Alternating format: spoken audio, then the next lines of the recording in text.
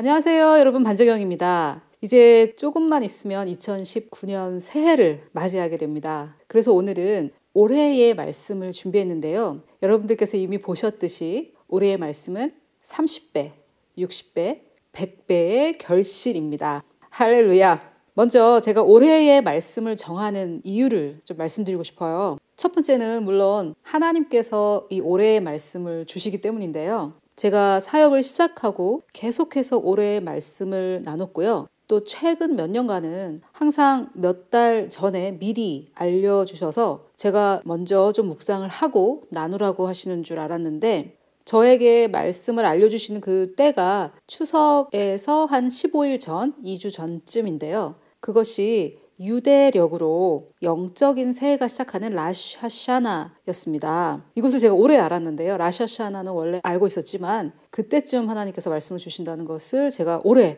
캐치하게 됐어요. 사실 올해의 말씀을 발표하는 미국의 사역자들이 좀 많이 있는데요. 이분들은 다들 그때쯤에 발표를 하시더라고요. 왜냐하면 히브리어에는 각각의 숫자에 해당하는 글자가 있습니다. 그런데 올해는 5779년이고요. 부에 해당하는 이 글자가 무엇을 의미하느냐에 따라 아무리 많은 사람들이 이 올해의 말씀을 발표한다고 해도 조금씩 통일되는 그런 양상입니다. 왜냐하면 이 5779년 라샤샤나에 시작되는 그 새해를 기념해서 올해의 말씀을 발표하기 때문에 그런 것 같아요. 아무튼 저도 그때쯤에 하나님께서 다음 해에 집중할 말씀을 알려주시고는 하는데 그때 올해의 말씀을 발표하는 분들이 많아서 다른 사역자들의 올해의 말씀을 제가 쭉 들어보고 있었는데요. 표현이 조금씩 다를 뿐 전부 다 동일한 말씀이었습니다. 그리고 제가 이것이 여러분들께 발표한 이 말씀이 정말로 하나님께로부터 온 말씀이라는 것을 증명하기 위해 제가 여러 가지 설명도 더할 수 있고 저에게 일어났던 일도 나눌 수 있지만 사실 그런 게 뭐가 중요할까 이런 생각을 하게 되었습니다. 제가 하나님께 받은 게 아니더라도 이것은 성경에 있는 약속이고 우리 쪽에서 붙잡으면 되는 것이기 때문에 이 말씀은 정말 하나님께 받았어요. 제가 이것을 증명하기 위해 이런 일도 있었습니다. 저런 일도 있었습니다. 이렇게 다 그 얘기들을 할 필요는 없는 것 같아요. 여러분 안에 계시는 성령께서 증거해 주시는 것이 최고라고 생각합니다. 자, 또 제가 올해의 말씀을 정하는 두 번째 이유는요. 성경의 모든 말씀이 지금 이 순간 나에게 역사할 수 있지만 사람은 한 번에 한 가지에만 집중을 할 수 있기 때문에 올해의 말씀을 정해서 그 말씀을 1년 내내 묵상하고자 함입니다. 여러분, 얼마나 좋은 말씀을 우리가 책이나 또는 유튜브 영상으로 만날 수 있습니까? 너무나 좋은 말씀들이 홍수처럼 많이 있습니다. 그런데 그냥 한번 이렇게 듣는 것과 한 해 동안 계속해서 묵상하는 것은 마치 쌀을 물에 한번 이렇게 씻는 것과 밤새 불리는 것의 차이라고 생각해요. 그래서 이렇게 한 가지 말씀을 정해서 한 해 동안 집중하고 묵상하기 위해 올해의 말씀을 정해서 여러분들과 나누고 있습니다. 2018년도의 말씀은 변화와 도약이었죠. 이것에 대해서 집중하고 붙잡고 또 추구하셨던 분들 중에 저에게 간증을 해주시는 분들이 많이 계세요. 정말로 올해는 나에게 변화와 도약의 해였다라고. 그런데 만약에 우리가 올해를 변화와 도약의 해로 정하지 않고 그냥 올해의 말씀 없이 지나갔다면 그래도 하나님의 은혜가 있었겠지만 우리가 변화와 도약이라고 정해놓고 변화와 도약을 추구했던 것만큼은 아니었을 것 같아요. 그래서 2019년도 올 한 해도 30배, 60배, 100배의 결실에 대해 수많은 간증이 있기를 축복하면서 오늘 말씀을 시작하도록 하겠습니다. 자, 올해의 말씀은 30배, 60배, 100배의 결실, 즉 추수인데요. 첫 번째로 추수를 하려면 심은 것이 있어야 합니다. 그런데 아직까지 심지 않았던 분들이 계시다면 지금부터 심으면 되죠. 아멘. 간단합니다. 심어야 추수하고 안 심었다면 심으면 되고. 그런데 문제는 심었다고 다 결실하는 것도 아닙니다. 우리가 4가지 땅의 비유를 잘 알고 있는데요. 좋은 땅을 제외한 3가지 밭, 즉 길가, 가시밭, 돌짝밭은 아무런 열매가 없습니다. 길가보다 가시밭이 조금 더 나은 것 같기도 하고 가시밭보다는 돌짝밭이 조금 나은 것 같기도 하지만 상관없어요. 뭐든지 간에 열매가 맺히지 않는 것은 마찬가지예요. 그런데 4가지 밭 중에 3가지니까 75%라고 한번 해볼까요? 꼭 그런 것은 아니겠지만 각각의 밭이 동일한 숫자로 있지는 않으니까요. 그래도 그냥 각각 25%씩이라고 한번 해봅시다. 그렇다면 75%인 대부분의 성도들이 말씀을 결실하지 못하고 있다는 뜻입니다. 그러니까 대다수가 정답이 아니라는 말이죠. 하나님의 말씀은 대다수, 다수결이 정답이라고 말씀하지 않으십니다. 씨 뿌리는 자의 비유만 봐도 소수가 정답이라는 것을 알 수 있죠. 그래서 우리는 대다수의 사람들이 뭐라고 하는지, 내 주변 사람들이 다 이렇게 말하던데 그런 것들이 아무 의미 없다는 것을 알 수 있습니다. 하나님의 말씀만 옳으시고 하나님의 말씀만 의미 있는 것이지 대다수 75%의 열매 맺지 못하는 사람들이 동의한다고 해서 그것이 무슨 의미가 있겠어요? 하나님의 말씀이 정답이고 씨 뿌리는 자의 비유를 보니까 소수가 정답이네요. 제가 이 말씀을 드리는 이유는 우리가 어쩌면은 말씀을 심어서 30배, 60배, 100배로 결실하는 사람들을 많이 못 봤을 수도 있기 때문입니다. 이것에 대해서 한번 생각해 봐야 될 것 같아요. 정말로 하나님의 말씀은 놀라운 능력을 가지고 있는데 우리가 직접 또는 간접적으로 그것을 경험하지 못한 것일 수도 있다라는 말씀입니다. 내가 경험하지 못했기 때문에 아니면은 간접적으로라도 경험하지 못했기 때문에 말씀이 능력이 없는 것이다라고 결론을 내리는 것은 굉장히 어리석은 일이죠. 왜냐하면은 이 씨 뿌리는 자의 비유에서도 소수만이 4분의 1, 4가지 밭 중에 1가지 밭만이 열매를 맺는다 이렇게 말씀하고 계십니다. 나머지 3가지 밭도 30배까지는 아니라도 2배, 5배 이 정도는 열매 맺는다. 그런 것이 아니거든요. 전혀 열매가 없습니다. 그래서 우리는 75% 대다수의 전혀 열매 맺지 못하는 그 성도들의 삶을 보면서 뭐 다 이런가 봐. 된다더니 안 되네. 원래 이런 거겠지. 이렇게 하면서 그냥 평균 이하의 삶에 만족하고 그러한 모습으로 그냥 살아가는 것을 합리화하면서 당연시하면서 하나님께서 우리를 위해 준비하신 수준에 미치지 못하고 훨씬 미달되는 상태로 살고 있을 수도 있다라는 점에 대해서 한번 생각해 보자는 그런 뜻으로 25%와 75%를 한번 비교를 해봤습니다. 자, 그러면은 30배, 60배, 100배의 결실을 맺는 좋은 땅에 대해서 한번 살펴보겠습니다. 씨 뿌리는 자의 비유는 요한복음 빼고는 다 있습니다. 마태, 마가, 누가 복음에 다 있는데 마태복음은 마가복음과 많이 비슷해서 생략을 하고요. 마가복음과 누가복음을 한번 보겠습니다. 마가복음 4장 8절인데요. 더러는 좋은 땅에 이 씨를 말합니다. 씨는 하나님의 말씀이고요. 그 하나님의 말씀이 씨처럼 좋은 땅에 떨어짐에 첫째, 좋은 땅에 떨어졌고요. 둘째, 자라야 됩니다. 시간이 걸리죠. 셋째, 무성하여. 씨에는 아무런 문제가 없으니까요. 좋은 땅에만 떨어지면 시간이 지난 다음에는 무성해집니다. 넷째, 결실하였으니 30배나 60배나 100배가 되었느니라. 자, 첫째는 좋은 땅에 떨어져야 되고요. 둘째는 자라야 됩니다. 시간이 걸려요. 셋째는 무성하게 되고 씨에 전혀 문제가 없고 좋은 땅에 떨어졌으니까 반드시 무성하게 되고 네 번째, 마지막에는 마침내 열매를 맺게 되어 있습니다. 자, 이것을 예수님께서 또 풀어서 설명해 주시는 것이 20절인데요. 좋은 땅에 뿌려졌다는 것은 곧 첫째 말씀을, 둘째 듣고, 여기서 말씀을 들어야 됩니다. 사람의 의견이나 도덕적인 강의나 이런 게 중요한 것이 아닙니다. 말씀을 들어야 됩니다. 씨를 받아야죠. 씨를. 생명이 있는 씨를 받아야 됩니다. 말씀을 두 번째는 들어야 되고 세 번째는 받아야 되는데 여기서 받는다라는 것은 헬라어로는 람바노인데요. 람바노는 주니까 그냥 받는 이런 소극적인 것을 말하는 것이 아니라 내 것으로 알아서 적극적으로 취하는 것을 말합니다. 자, 제가 이해를 돕기 위해 로또에 당첨된 사람을 한번 예를 들어볼게요. 너무 또 예민하게 반응하지 마시고 저는 로또는 안 합니다. 그런데 이해를 돕기 위해 드는 예입니다. 로또에 당첨이 됐어요. 1등에. 그런데 은행에 가서 받아가세요. 이런 통지를 받았습니다. 어떤 시스템인지 전 잘 모르겠지만 아무튼 은행에 가서 받아가야 되는 거라고 한번 해보겠습니다. 그런데 아니 받는다는 거는 그냥 소극적으로 주면 받는 건데 줘야 받지. 이렇게 하고 있을 사람이 아무도 없겠죠. 로또 1등에 당첨했는데 은행에 와서 받아가세요 하면 전부 다 가겠죠. 그래서 가서 내 것을 받아오는 거죠.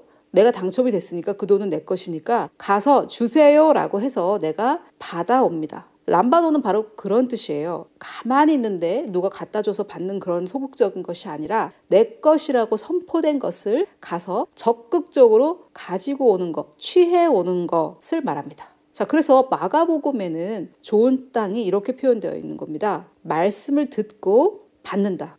간단하죠? 마가가 정리한 좋은 땅이란 하나님의 말씀을 일단 듣고, 듣기는 다 들어요 사실. 길가도 듣고 돌짝밭도 듣고 가시밭도 듣긴 다 들어요.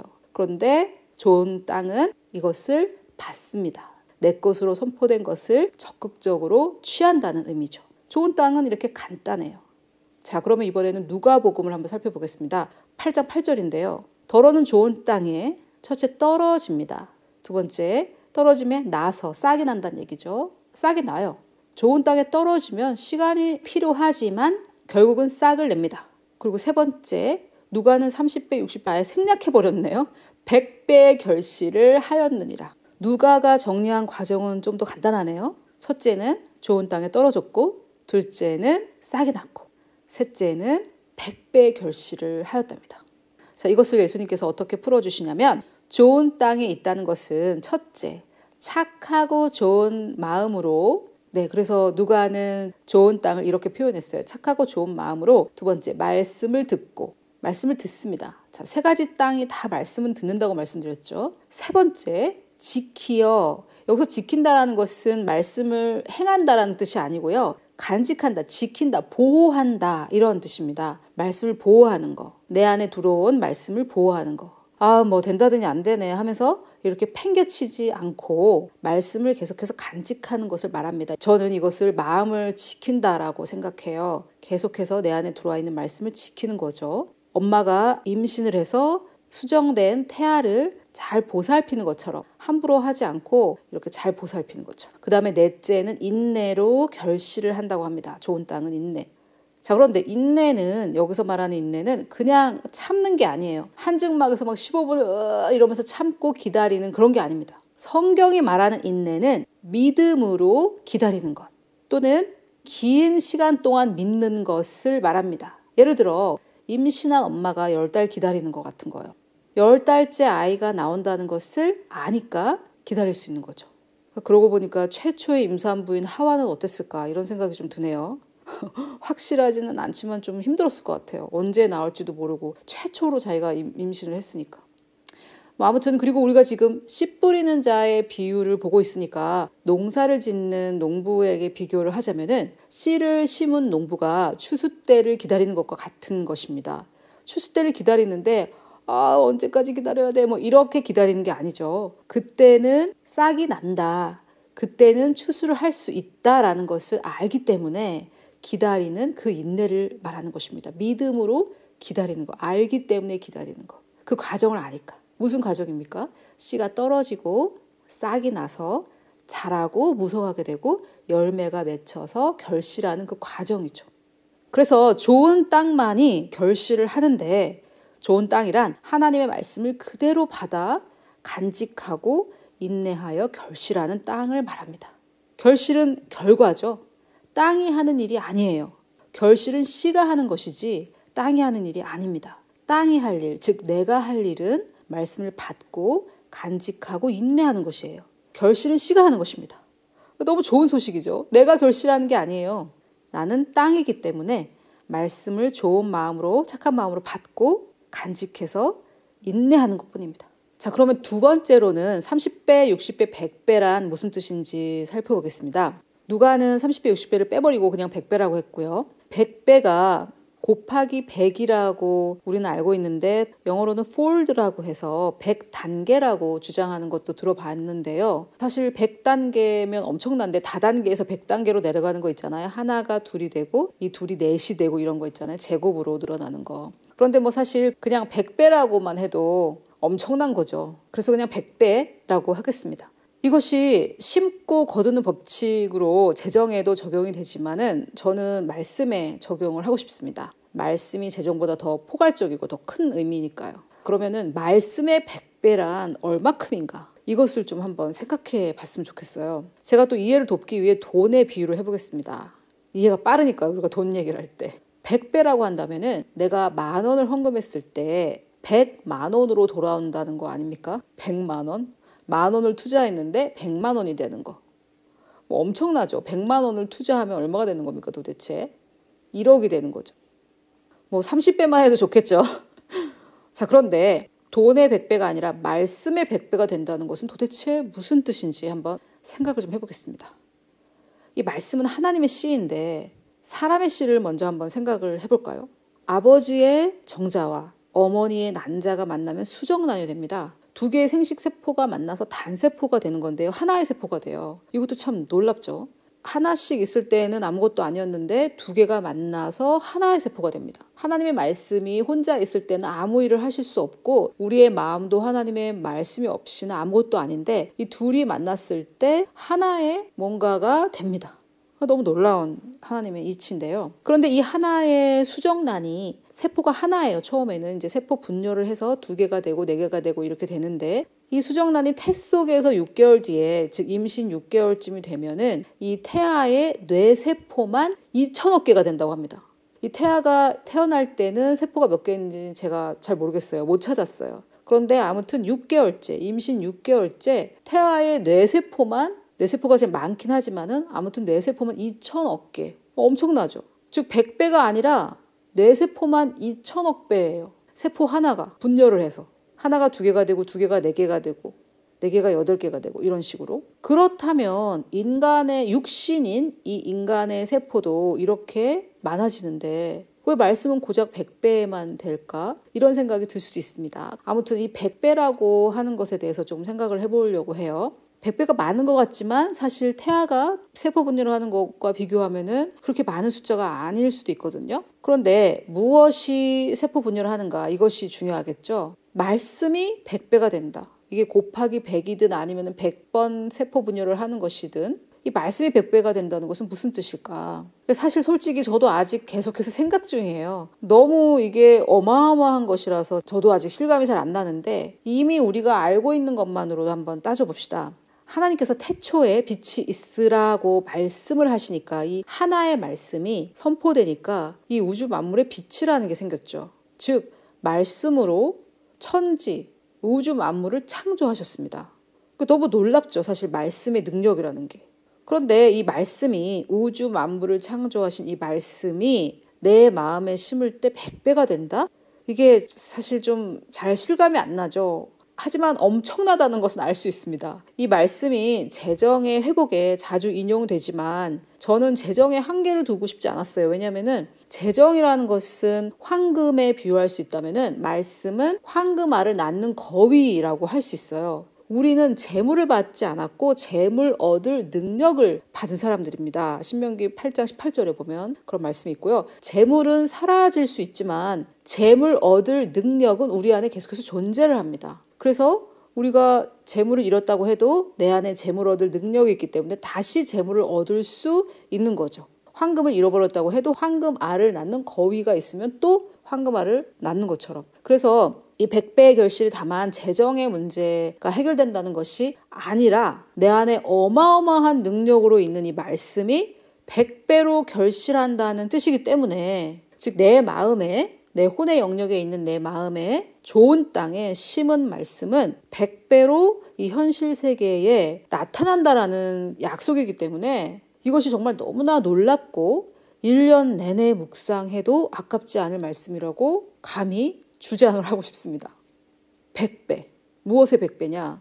내가 헌금한 10,000원의 100배가 아니라 하나님 말씀, 천지를 창조하시고 우주 만물, 영적인 세계까지 창조하신 그 하나님의 말씀이 내 마음에 심겼을 때 100배로 표출된다. 이게 사실은 정말 너무 어마어마하기 때문에 너무 엄청나기 때문에 우리가 실감을 하기가 좀 어려워요. 너무 어마어마하기 때문에. 우리 은하계가 얼마나 크다 이러면 그 숫자가 너무 크니까 실감이 나지 않듯이 전 세계적인 재벌의 재산은 조경 이렇게 넘어가면은 그 숫자가 도대체 뭔지 몰라서 우리가 실감이 나지 않듯이 하나님 말씀이 내 안에서 심겨서 100배로 결실한다라는 것이 너무 엄청나기 때문에 실감이 나지 않는 거죠. 이것을 1년 동안, 올해 한 해 동안 묵상하면서 실제로 그것을 경험하는 저와 여러분이 되셨으면 좋겠습니다. 아멘.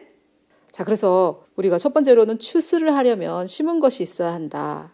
안 심은 사람은 지금부터 심어도 된다라고 말씀을 드렸고요. 또 땅의 종류에 대해서 말씀드리면서 좋은 땅이 되어야 된다. 좋은 땅은 말씀을 듣고 받아 간직하고 인내하는 땅이다. 두 번째는 30배, 60배, 100배란 무슨 뜻인지 살펴봤습니다.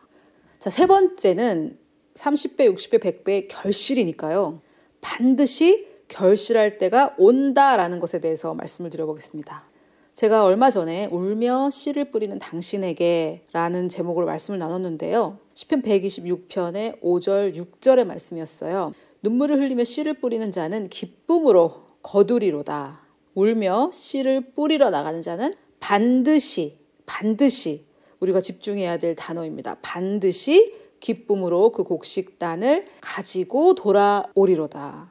제가 처음에 이 말씀을 받아서 묵상했을 때에는 왜 씨를 뿌리러 나가는데 울며 뿌리지? 하고 참 궁금했어요. 너무 농사가 힘든데 이 사람이 너무 게을러가지고 아침에 일어나기가 너무 힘들어서 우나? 이렇게 생각도 해보고 그랬어요. 왜냐면 제가 좀 나이도 어렸고 신앙도 어려서 사실 무슨 뜻인지 잘 몰랐던 것 같아요.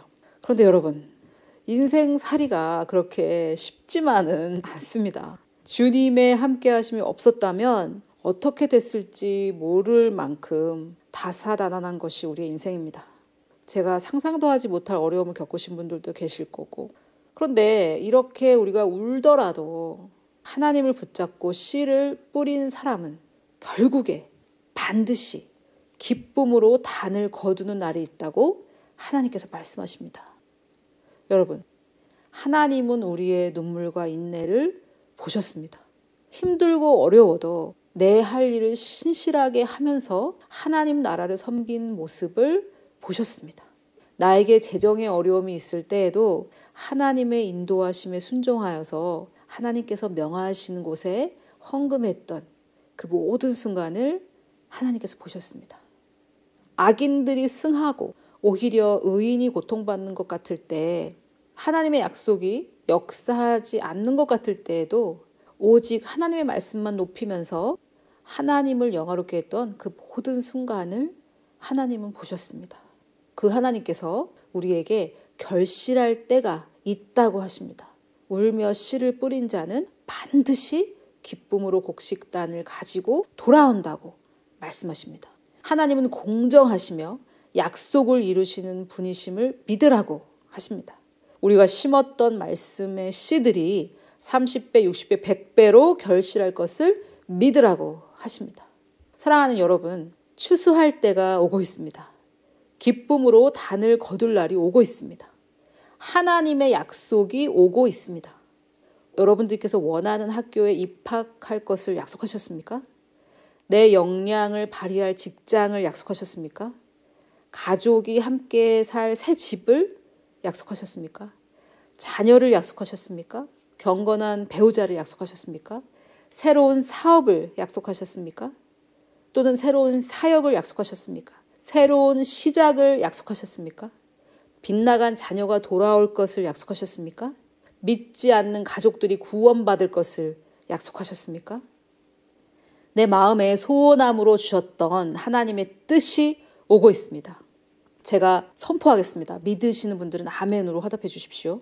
형통이 오고 있습니다. 기쁨이 오고 있습니다. 평강이 오고 있습니다.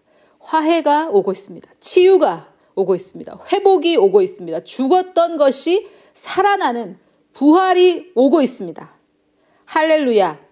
제가 언급한 이 모든 것들은 이미 말씀에 약속하신 것들입니다. 그런데 아버지의 씨와 어머니의 밭이 만나야 태아가 잉태되듯이 하나님의 이 약속의 말씀들은 우리의 마음밭에 심겨져서 인내로 결실할 때 성취됩니다. 여러분들이 이렇게 하시겠습니까? 말씀을 듣고 취하여 인내로 간직하는 좋은 땅이 되시겠습니까? 하나님의 말씀은 그런 자들에게 반드시 30배, 60배, 100배 결실이 있을 것을 약속하고 계십니다. 내가 울면서라도 그 씨를 뿌렸던 그 시간들에 대해서 하나님은 반드시 기쁨으로 곡식단을 거둘 날이 올 거라고 말씀하고 계십니다. 여러분, 우리 이 30배, 60배, 100배의 결실을 믿읍시다. 하나님의 말씀을 믿읍시다. 이렇게 하기로 결단하는 모든 분들을 썩지 않을 씨, 하나님의 말씀 그 자체이신 예수 그리스도의 이름으로 축복합니다.